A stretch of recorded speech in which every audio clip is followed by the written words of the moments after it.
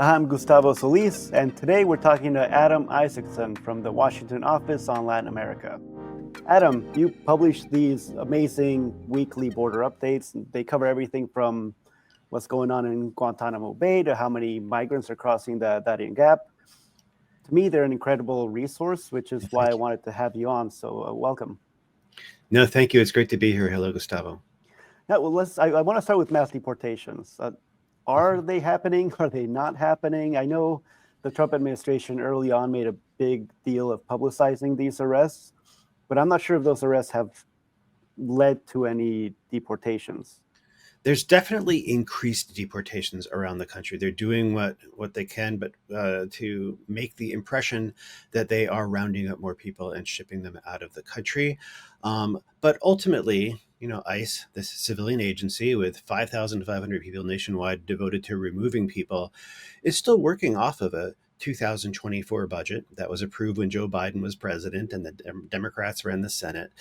That's their level of personnel. That's their level of detention capacity. So, they haven't been able to really just create more out of nothing. They're being more aggressive. They're putting out a lot of videos and a lot of tough talk, and they're really scaring a lot of people.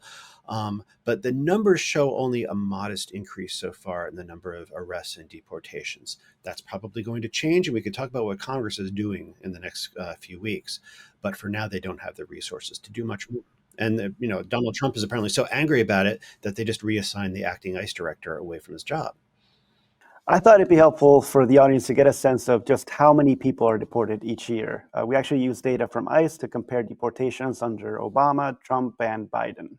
So we're looking here at the number of people removed by ICE who were arrested by ICE. It looks like you have not included, and this is correct to do so, you have not included people who were just arrested at the border and shipped out almost immediately. And what you see here is that, the real heyday of deportations was Barack Obama's first term.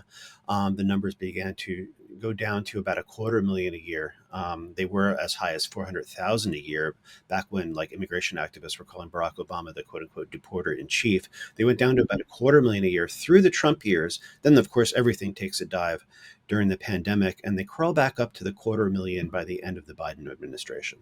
Yeah, something I thought was interesting was that last year, 2024, it was more deportations than any of Trump's, pre-pandemic years. Yeah, I mean, the Biden administration in its last year, I mean, they were under a lot of pressure to show that they were going to be tough on migration. I mean, at the border, they had had 3 years in a row of very high numbers of people coming to the border. They, by the last year of the Biden administration, people who had sort of a migrants' rights inclination had more or less been drummed out of the administration, and they were working on the election narrative to try to take the migration issue away from Donald Trump unsuccessfully, and got more aggressive with deportations as well as with blocking people at the U.S.-Mexico border. Yeah, and Trump is trying to get creative. Deportation flights to Guantanamo Bay, sending migrants to Panama. That's something I've never seen before. How significant are these shifts, and are they moving the needle when it comes to mass deportations? Right. The Trump administration, sort of with Stephen Miller in the White House, did try to pioneer this idea of sending migrants to other countries. The famous Remain in Mexico program of 2019, 2020, and Title 42, the pandemic. But that was mainly Mexico. They had a small agreement with Guatemala that sent about 900 people to go seek asylum in Guatemala, which none of them did, and that was the extent of it. But now, right off the bat, they're making a real point of sending migrants to other countries and sending migrants who, in general, are hard to deport directly to those countries. But the numbers are not huge. They sent a total of 177 people to Guantanamo, and then two and a half weeks later to Venezuela, which is that's doesn't even fit a jumbo jet number of people.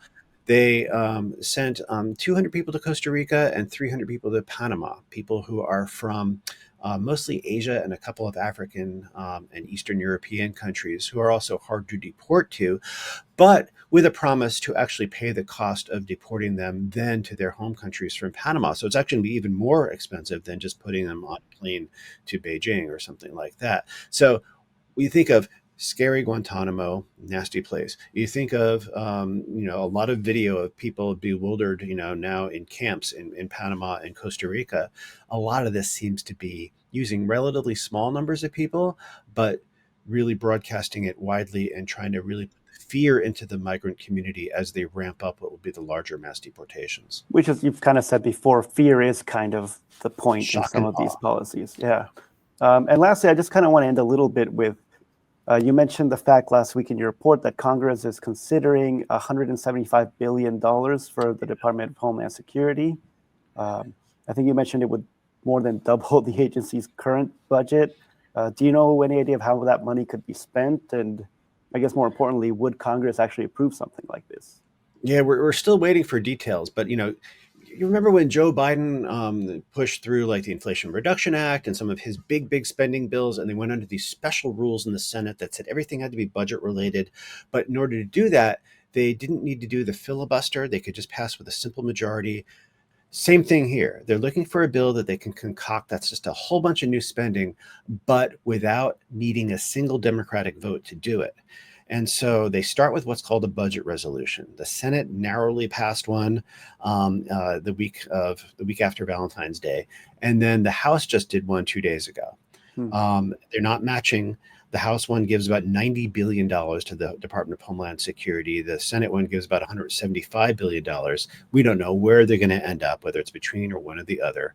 But just for perspective, the annual budget of Homeland Security, which is not just border stuff and ICE, it's also Secret Service and the Coast Guard and TSA.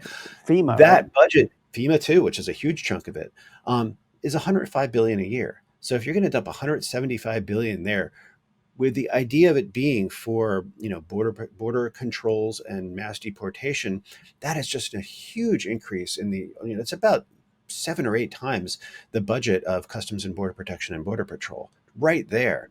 And so what do they want to do with this? There's no detail yet. They've only passed this skeleton, this budget resolution, and I think they're still negotiating among themselves how they would spend it. But there will be no Democrats involved in that discussion. It will be really sort of the dream package. Everything they can get, as long as it has budgetary impact, they can't change basic law, is what they're going to do. And it could be stunningly huge, and it could involve a lot of the U.S. military being involved, especially in mass deportation to an extent we've never seen before. Well, thanks for that. Thank you so much for your time. Really, really appreciate you, Adam. Before we wrap up, I do want to ask, it's kind of an unfair question because you could talk about so many things, but what's one thing you wish people understood more about immigration right now? About immigration, I wish they knew how easy it would be to make our asylum system work. The big increase of immigration during the Biden years was at least 2/3 asylum seekers. And the way the discussion moved was, how do we stop these people from coming to the United States to ask for protection? Not, why do we only have 700 immigration judges to judge all these cases? And why is there this backlog that goes back so people are here for 6-7 years for a decision that should only take a few months? We didn't, it was basically an administrative problem, but we ended up making it turn into a quote unquote crisis and finding a way to just block people. And the consequences are that our lack of understanding of this really had a lot to do with the 2024 election outcome. Yeah, I think that's a good point, right? A lot of the focus is on the images and mass amounts of people and the enforcement, but not so much focus is on kind of like, what would be a good analogy? Like looking under the hood and seeing the system that's in place to adjudicate and process all these people and how kind of underfunded and broken that system is versus just looking at these mass. And it's hard to explain to people, but if somebody comes here, says, I fear going back to my country, but doesn't really have to even prove it until 2029, and they're here in the meantime, everybody's on cell phones now. Everybody hears that this is a thing you can do. Now, if we had enough judges, enough asylum officers, enough, obviously too, attorneys and alternatives to detention programs, processing, stuff that costs less than a border wall, I'll tell you that. If we had all of that so that most people could get a fair decision within a year, that would not be the same draw. And that would, in a peaceful and fair way, have solved this quote unquote problem of so many asylum seekers. But instead, it was just, how do we treat these people like criminals? And I don't know how we get away from that, frankly. Yeah, thanks again. Hope to have you on again sometime.